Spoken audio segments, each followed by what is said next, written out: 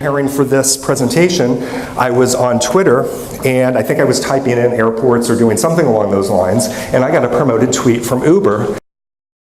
Target certain keywords and tweets, and when somebody tweets out something like airport, cab, or taxi, boom, here comes a promoted tweet in your Twitter stream from Uber. So 74% of consumers rely on social media to influence the purchasing decision, and again, that's the main reason why we need to be out there. And again, I think that's part of the miss and the disconnect with respect to your guys' industry. I think to a certain extent you don't have that connection with the consumer, which I think you could do.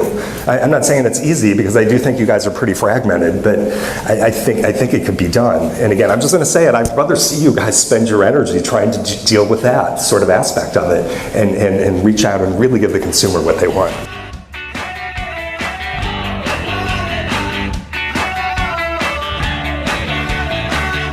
Where's the discussion on you guys changing your business model to compete with Uber and Lyft? Has that been put on the table? Because I really do think if you guys put your mind to it, you could do it.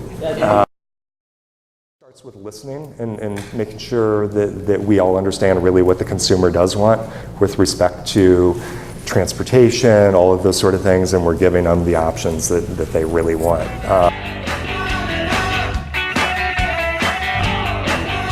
Anyway, how they've grown, how this whole issue has grown, has somewhat caught us by surprise. For years, we've all been fighting the illegal operator. And somebody came along and said, you illegal operators, we're gonna give you an app and you get to be part of this organization that's really up in the air. You get to participate, you get money, and you get not to pay anything. That is an illegal operator in the old sense. That big Suburban takes a lot of gas, Right. and airports are wanting us to cut back and be energy efficient and all this. Here comes this big Suburban, one person gets in the car and pulls right up. Did they pay? Did they pay a trip fee? No. So, and we don't. Sometimes people don't realize how much money airports are losing as well as operators, right? And I said, okay, it's all about competition. It's all about people wanting. Why shouldn't airports try to compete with the TFCs by having their own app?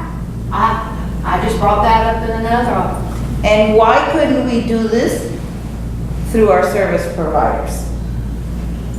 So that when you go Miami International, there may be a link to an app that takes you to whatever your service provider is, and the airport gets revenue and our service providers get revenue as well.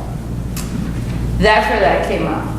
So we were talking about this earlier, and the idea was, well, if you do it at an airport level, you don't get as much exposure. But if you do it at a more global airport, in general, US airport app, then it might be more viable. The state of this situation right now is due to regulations that are not ready to change because they represent a lot of money to a lot of people. What we heard in that open forum were people that were saying, these 10 permits or medallions that I own was what I was gonna leave my children. They're each worth $300,000 to $400,000, and now they're worthless. Because anybody can get their car and be in business. I would say that we should apply that model to our service providers and say for Super Shuttle, MBA, and everybody else, it's okay to get your limos and your SUVs, and it's okay to get work through Uber as long as you know about it, and make it work somehow. Correct? I mean, then you expand the services that we provide our service providers, we still somewhat protect our revenue, and we help our operators. So there's a conversation to be had with our operators.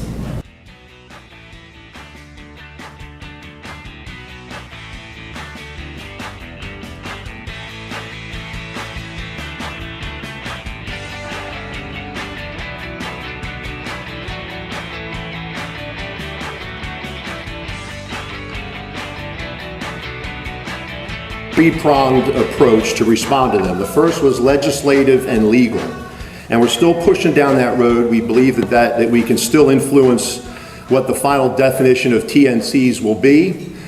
We've had some success on some fronts, not on others, but we're going to continue that push. We've seen many jurisdictions that have welcomed these folks in with open arms are now starting to put the reins on a little bit and come up with regulations, and we want to make sure that we're there, so we're going to keep the pressure on in the state capitals and also at the courts.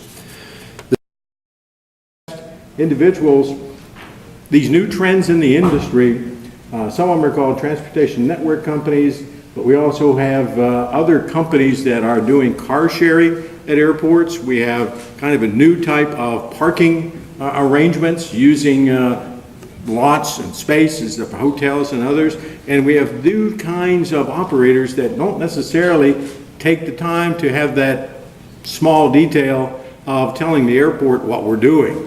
And the airports often are somewhat confused as to where to put people.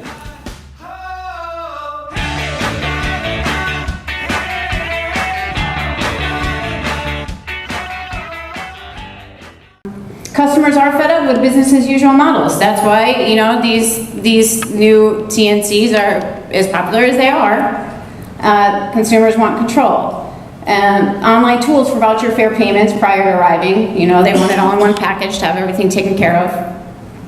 And airports also need better marketing tools to educate the traveler. Maybe so that they do understand what the TNCs are truly all about. So as far as the dispatch on demand benefits, it provides a cloud-based automated solution for gathering taxi operations data. The taxi information is in a database for the airports, and it's linked to an RFID tag that's in each taxi. And again, they determine, you know, depending on what airport is using the system, they determine what information will be in there, because some of them do not want too much information. And I love the AGTA because this is so educational and informative.